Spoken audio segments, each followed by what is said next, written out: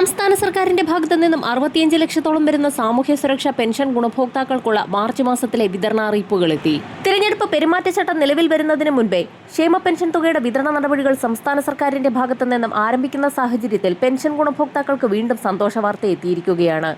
LDF പ്രകടന പത്രികയിലെ വാഗ്ദാനമനുസരിച്ച് pension തുക 2500 ഉയർത്തുമെന്നുള്ളതായിരുന്നു.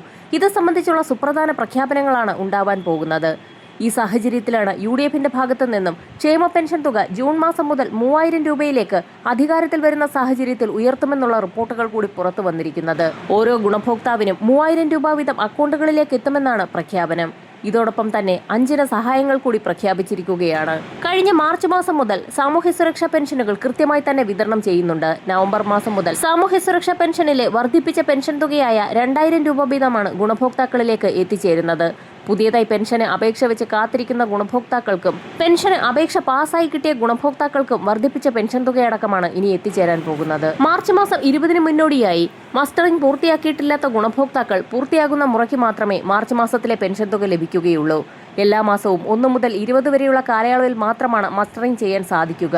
ഇതോടൊപ്പം തന്നെ അവിവാഹിത പെൻഷനുകൾ കൈപ്പറ്റുന്ന ഗുണഭോക്താക്കൾ നോൺ റീമാരേജ് സർട്ടിഫിക്കറ്റുകൾ സമർപ്പിക്കണമെന്ന് പെൻഷൻ അനുവദിക്കപ്പെട്ട ചില തദ്ദേശ സ്വയംഭരണ സ്ഥാപനങ്ങൾ ആവശ്യപ്പെട്ടിട്ടുണ്ട്.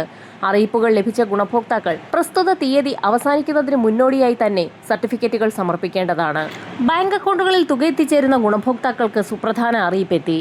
ഇന്ദിരാഗാന്ധി ദേശീയ വാർദ്ധക്യകാല പെൻഷനുകൾ, വിധവാ പെൻഷനുകൾ, ഭിന്നശേഷി പെൻഷനുകൾ കൈപ്പറ്റുന്ന 8 ലക്ഷത്തോളം വരുന്ന NSAP വിഭാഗത്തിൽപ്പെട്ട് കേന്ദ്രവിഹിതം കൂടി ചേർത്ത് പെൻഷൻ തുക സ്വീകരിക്കുന്ന ഗുണഭോക്താക്കൾക്ക് 200 മുതൽ 500 വരെയും 1000 വരെയുമുള്ള കേന്ദ്രവിഹിതത്തിൽ കുറവ് വന്നിട്ടുണ്ട്. ഇത്തരത്തിൽ തുക എത്തിച്ചേരുന്ന ഗുണഭോക്താക്കൾക്ക് ആധാർ അധിഷ്ഠിത ബാങ്ക് അക്കൗണ്ടുകളിലേക്കുള്ള വിതരണം മാത്രമാണ് നടക്കുന്നത്. ബാങ്ക് അക്കൗണ്ടുകൾ ആധാർ സീഡ് ചെയ്യാത്ത ഗുണഭോക്താക്കൾക്ക് തുക എത്തിച്ചേരുകയില്ല. 2026 ഫെബ്രുവരി മാസം വരെയുള്ള കേന്ദ്രവിഹിതം കൂടി സംസ്ഥാന സർക്കാർ മുൻകൂർ അടിസ്ഥാനത്തിൽ അനുവദിച്ചിരുന്നു. മാർച്ച് മാസത്തിലെ കേന്ദ്രവിഹിതം സംബന്ധിച്ചുള്ള അറിയിപ്പുകളൊന്നും തന്നെ ഇപ്പോൾ ലഭ്യമായിട്ടില്ല. പെൻഷൻ തുക മുടങ്ങാനുള്ള സാധ്യതയാണ് നിലവിലുള്ളത്.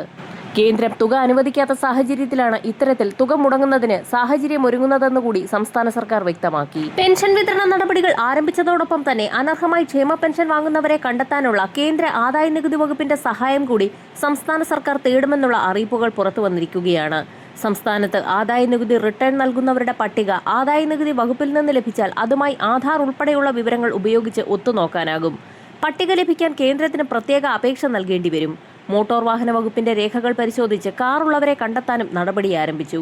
കുടുംബ വാർഷിക വരുമാനം 1 ലക്ഷം രൂപയിലേറെ ഉള്ളവരും ആദായ നികുതി അടയ്ക്കുന്നവരും കാർ ഉള്ളവരും ക്ഷേമ പെൻഷന് അർഹരല്ല. ഭൂമിയുടെ വിസ്തൃതി സംബന്ധിച്ച കാര്യങ്ങൾക്കായി രജിസ്ട്രേഷൻ വകുപ്പിലെ രേഖകളും പരിശോധിക്കും. മരണമടഞ്ഞവരെ മരണ സർട്ടിഫിക്കറ്റ് പരിശോധിച്ച് പെൻഷൻ പട്ടികയിൽ നിന്ന് നീക്കുന്ന നടപടികൾ നേരത്തെ തന്നെ ആരംഭിച്ചു കഴിഞ്ഞു.